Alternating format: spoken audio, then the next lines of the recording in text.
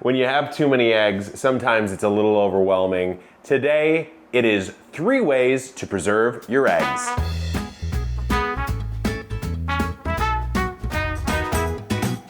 As you all know, the Epic Thickies, the Epic chickens, have been laying quite a few eggs. Actually, a couple days ago, on my birthday, it's like they knew they had to please their father. They gave me 6 eggs. 6 hens, 6 eggs, first time that ever happened.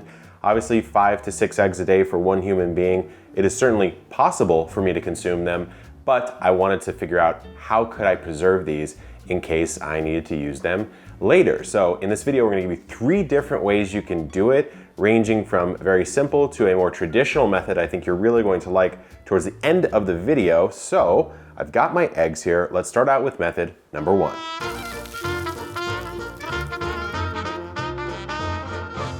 Method number 1, freezing. Tried and true, classic, and also very easy. What you're gonna need is a blender of some kind and a cupcake tin.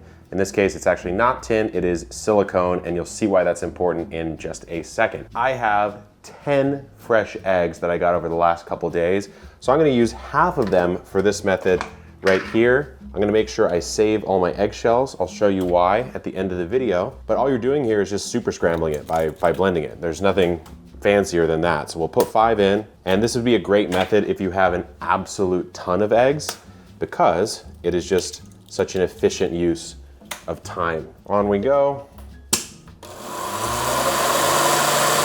Don't blend it too long or you will actually meringue your eggs or get something close to that.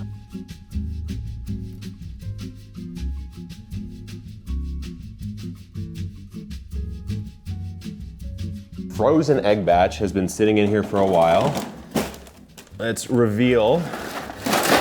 Really interesting look, and you can see why the silicone is so helpful, because now I can just easily pop them out and take a look at that. It's almost like a cupcake that you certainly did not want to eat raw.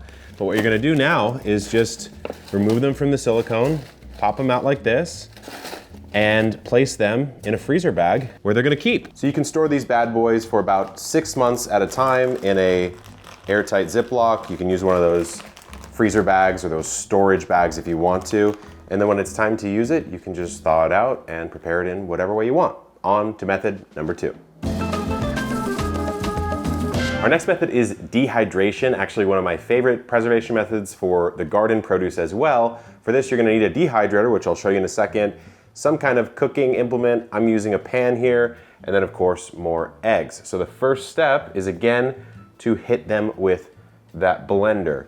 You don't have to do this. You could just hand scramble them. That's totally fine. But basically what we're gonna do here is crack these eggs in, save the eggshells yet again. And what we're doing is we are sort of dry cooking these eggs. So we are gonna fully cook them, but we're not gonna use any kind of oil or butters or anything really. It's just eggs in a pan over some heat, get those boys scrambled up, and then it's on to the dehydrator. So we're gonna do this. Should be good. Now, I've actually never really cooked eggs without an oil in a stainless steel pan. So we'll see how this goes, but I'm just gonna go ahead and cook it on extremely low heat, like a 2 or low here, and treat it like I'm making the world's slowest omelet. So I'm just gonna kind of slowly scramble as that protein starts to thicken up a bit. I'll just pull it with my spatula here, kind of in from the sides, and really just hope that the low heat prevents it from sticking too much. Because of course, part of why you're using the oil is to prevent it from sticking to certain types of pans. So this may take a little bit, bear with us, we'll be back in a sec. And here we are. I'm honestly surprised at how well this cooked without the oil. I think that low and slow method works, guys. So I have a little bit longer to go. They're still just a little too watery to my taste, but we're pretty much there and not a lot of sticking.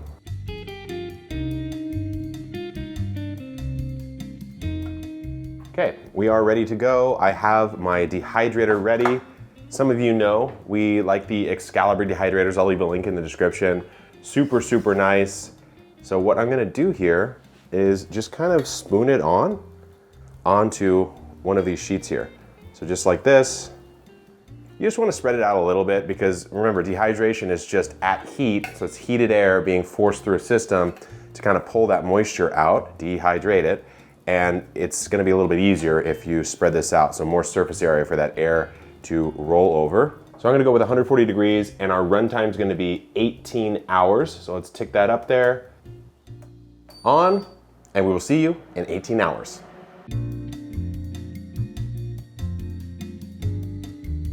Okay, it has been 18 hours. Let's see what we have in here. I'm actually really curious. Ta-da! Okay, so we have what almost looks like dehydrated ginger. Let's do a snap test here, guys. Let's see what happens. And there you go. You have that crackle. That's how you know this stuff is completely dehydrated. Now, we need to turn this into a powder. Okay, what we need to do is get this into some sort of powdered format for easier storage. I mean, these are a little bit unwieldy to store. So I'm gonna toss these in a spice grinder. You could use a coffee grinder. For me, I'm not really gonna be grinding up eggs in the same thing. Here we go. And look, you get this really interesting sort of eggy powder here. And this is why it's important to have it be completely dry, because if you don't, it is not gonna behave like that. It's gonna look kind of weird and get a little mushy.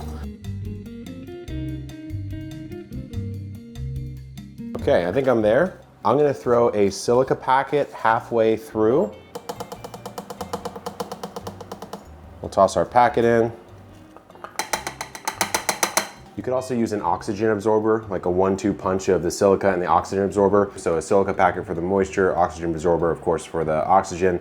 I'm gonna keep this in a cool, dark cabinet, much like my spice cabinet right here. Could pop it right there, and I'm good for at least 2 years. And now it's time to go on to the third method, which is water glassing, and it is the oldest of the three, and also my favorite. Water glassing is a method that has been around since the early 1800s. It's for sure the most traditional method, and honestly, probably my favorite just for the way that it preserves the egg. So what you need is hydrated lime. This I just picked up from a local store. You need some fresh tap water. Of course, you need some eggs. These eggs need to be clean, uncracked, unwashed. You do not want to wash the egg if you are doing this method.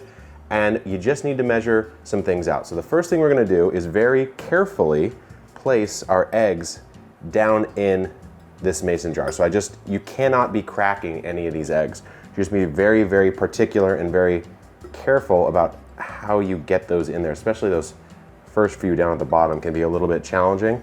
I don't think I can get another egg, maybe this small one. Yeah, I could probably deal with that. Okay, so our eggs are in. Now I just need to make my mixture. And what you need to do here is just follow the ratio. It is a quart of water to an ounce of hydrated lime. I probably am not gonna need that because I filled this up with eggs. So I'm gonna do a half a quart to a half an ounce.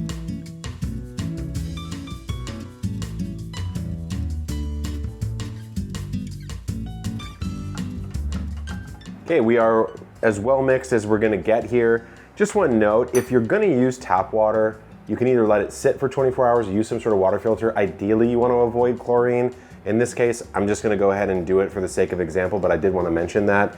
And we are using this hydrated lime or pickling lime. So you're gonna see some of this settle down at the bottom, and that's actually totally fine in this case. But what you wanna make sure is you need to make sure that these eggs are 100% covered. On we go. It is totally normal for the hydrated lime or pickling lime to settle down at the bottom in this particular way of water glassing eggs, so don't stress about it. Don't try to shake it up or anything like that. It's just probably gonna crack the egg. Why is water glassing my favorite method, the one I'm the most excited about for when my chickens start laying way too many eggs, which is already happening? Well, it's because the preservation method preserves them as if they were as fresh as the day they were laid for about 12 to 18 months, sometimes even up to 24 months. So these wanna go in a cool, dark place. Don't disturb them until you actually wanna use them. And then once you pull them out, then you can give them a nice wash. You don't really wanna be consuming any of that lime mixture, so make sure you wash that off. And then you can pretty much do whatever you want with them because remember, it's just like it's a fresh egg. So there we have it, my friends. You have 3 different ways to preserve your eggs. You have frozen, easy. Dehydrated, a little more complicated, and then water glassed preserves them fresh. Really not that hard to do provided you have the right materials. Let me know which one you like down in the comments. And then your eggshells, what you can do here, crack these up, put them in the oven for a while. You just want to kind of sterilize them, crunch them up, and you can actually put them in a bowl and feed them back to your chickens as a source of calcium. There's other ways you can do this, but of course, eggshells are a great one. So until next time, good luck in the garden and keep on growing.